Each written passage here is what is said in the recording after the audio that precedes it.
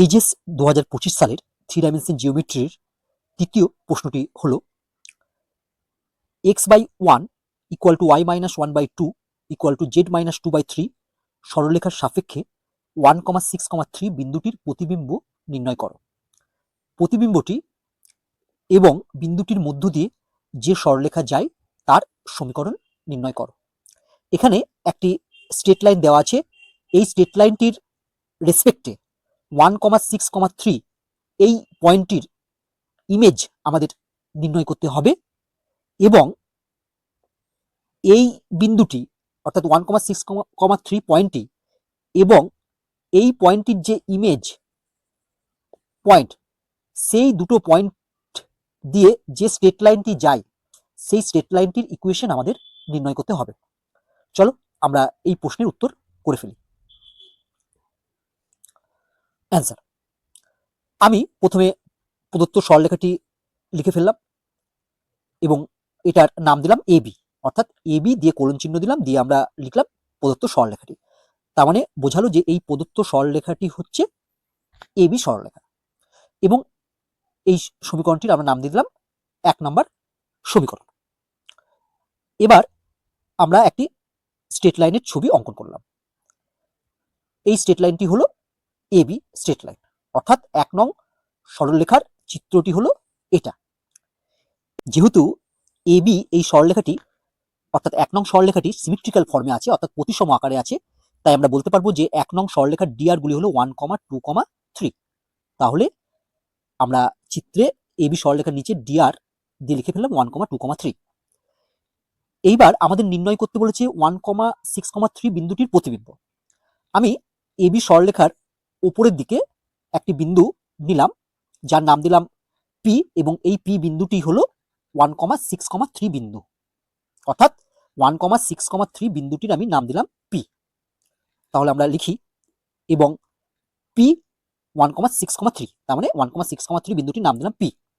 আমাদের এই পি বিন্দুর প্রতিবিম্ব নির্ণয় করতে বলেছে, কার সাপেক্ষে? না এই এবি সরলরেখার সাপেক্ষে। এখন তোমরা যদি এই এবি সরলরেখাটিকে আয়না ভাবো তাহলে পি এর ইমেজ বা চিত্র বা ছবি কোন দিকে দেখতে পাবে? তাহলে পি এর ইমেজ অবশ্যই দেখা যাবে এই এবি সরলরেখার যেদিকে পি আছে ঠিক তার উল্টো দিকে, অর্থাৎ এই পি বিন্দুর ইমেজ আমরা কোন দিকে দেখতে পাবো? না পি বিন্দুর ইমেজ আমরা দেখতে পাবো এবি সরলরেখার উল্টো দিকে। এবার এই এবি সরলরেখা থেকে এই পি বিন্দুর দূরত্ব যা, ঠিক এবি সরলরেখা থেকে পি বিন্দুর বিপরীত দিকে তত দূরত্বেই এই পি বিন্দুর ইমেজ আমরা দেখতে পাবো। আমরা ধরে নিচ্ছি যে পি বিন্দুর ইমেজ হলো এই বিন্দুটি যার নাম দিলাম আমরা কিউ এবং কিউ বিন্দুর আমরা স্থানাঙ্ক ধরে নিচ্ছি হচ্ছে এ, বি, সি।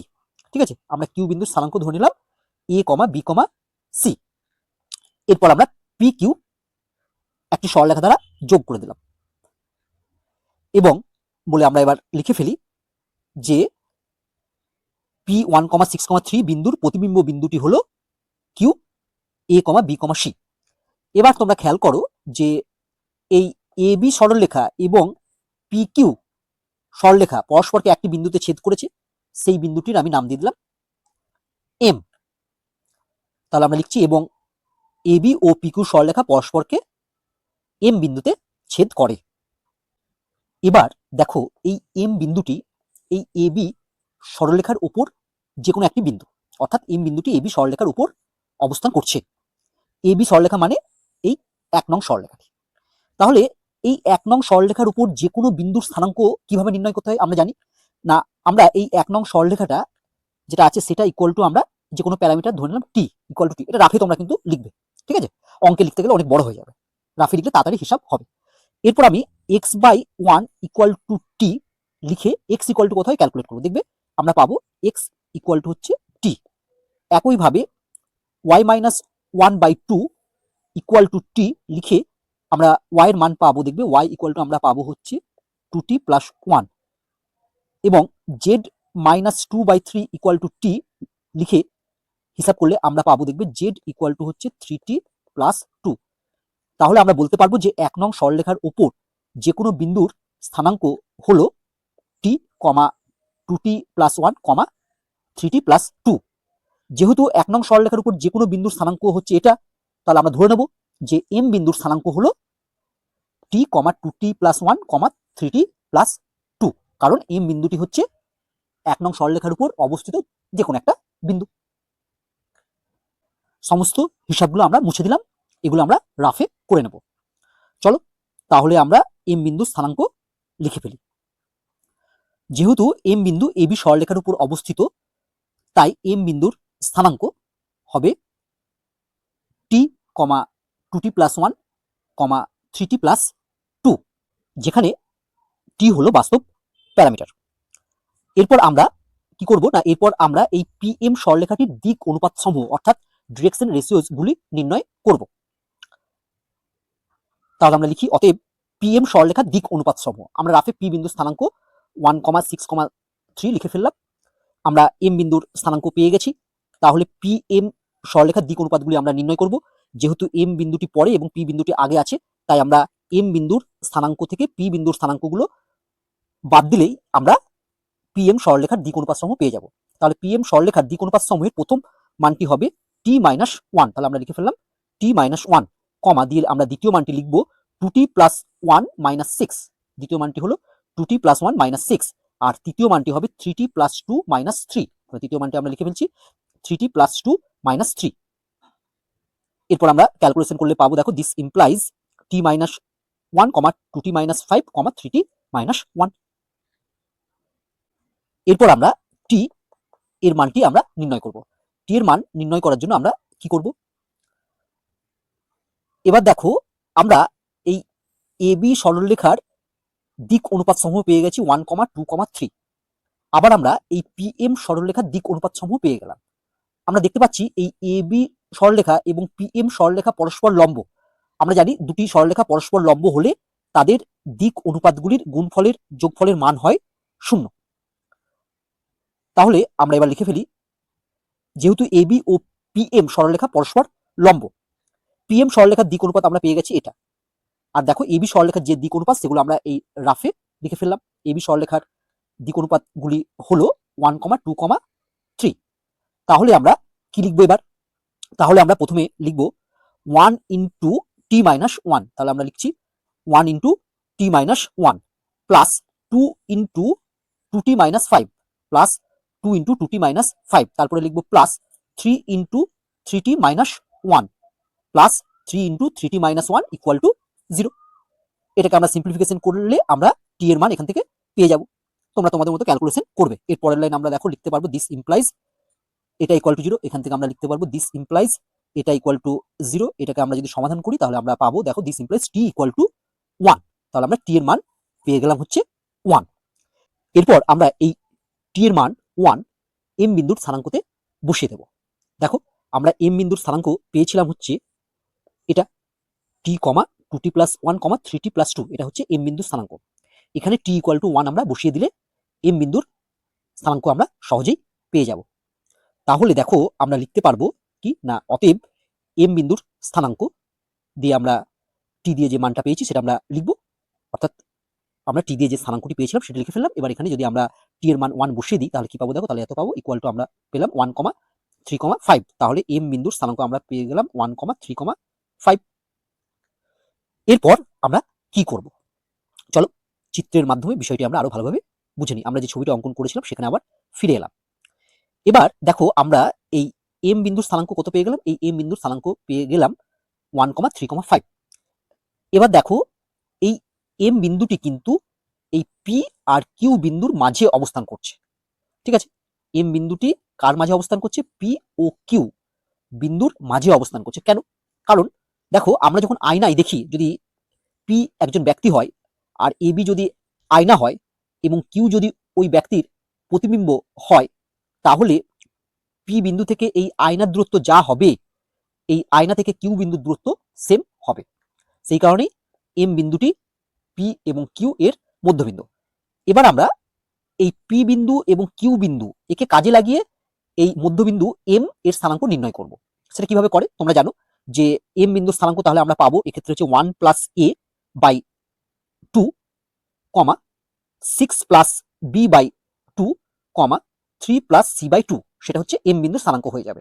ঠিক আছে, আবার দেখো আমরা এম বিন্দুর স্থানাঙ্ক পেয়ে গেছি 1,3,5। তাহলে সেই দুটো মানের যদি আমরা তুলনা করি তাহলে সেখান থেকে আমরা সহজেই এ বি সি এর মান পেয়ে যাব। তাহলে আমরা পি বিন্দুর প্রতিবিম্ব কিউ বিন্দুর স্থানাঙ্ক নির্ণয় করে ফেলতে পারবো। চলো যেগুলো বললাম সেগুলো আমরা লিখে ফেলি। তাহলে এবার আমরা লিখবো কি না, আবার এম বিন্দু P1,6,3 ও QA,B,C এর মধ্যবিন্দু।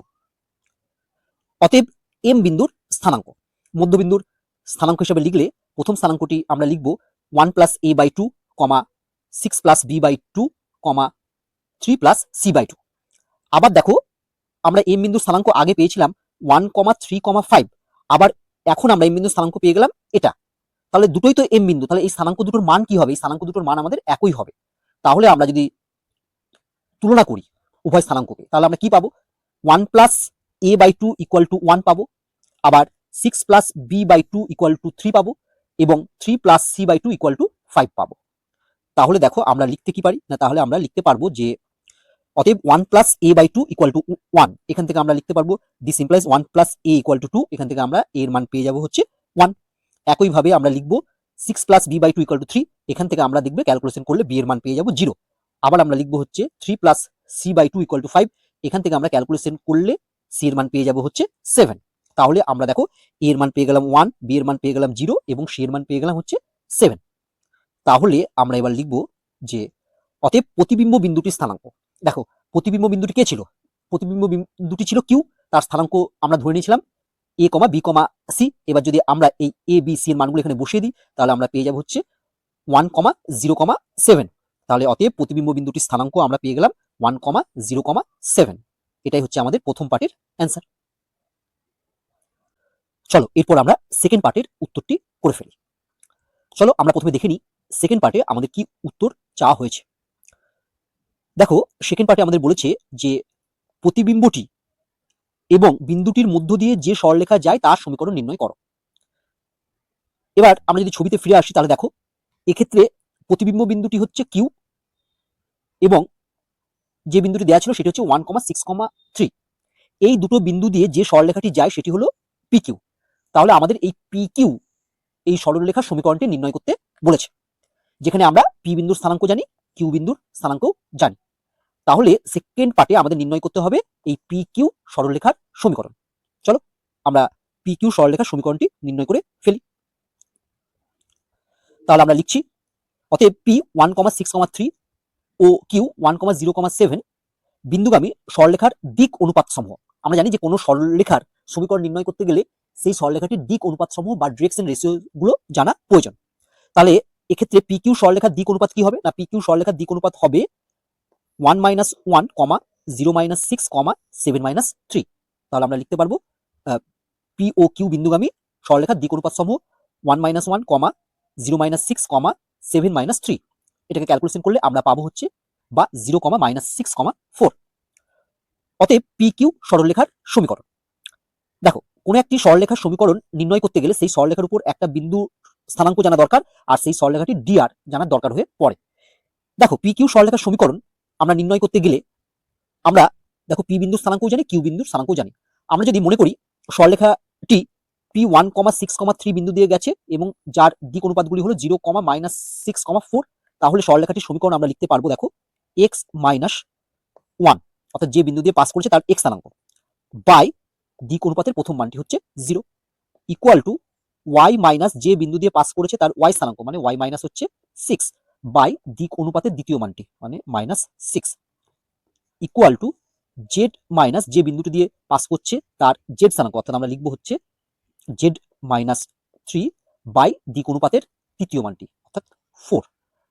আবার দেখো আমরা যদি মনে করি যে সরলরেখাটি কিউ অর্থাৎ 1,0,7 বিন্দুগামী এবং যার দিক অনুপাতগুলি হলো 0, -6, 4, অর্থাৎ দিক অনুপাতটি একই থাকছে, শুধু বিন্দু দুটো আমরা আলাদা আলাদা ধরছি। প্রথমবারে ধরেছিলাম হচ্ছে 1,6,3, দ্বিতীয়বারে আমরা ধরছি হচ্ছে 1,0,7।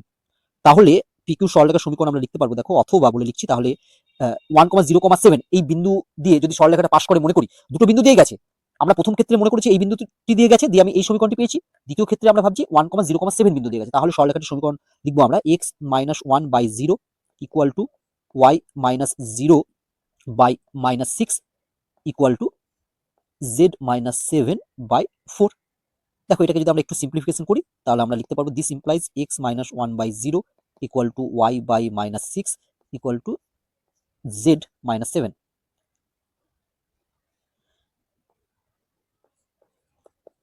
By four. এটাই হচ্ছে আমাদের অ্যান্সার।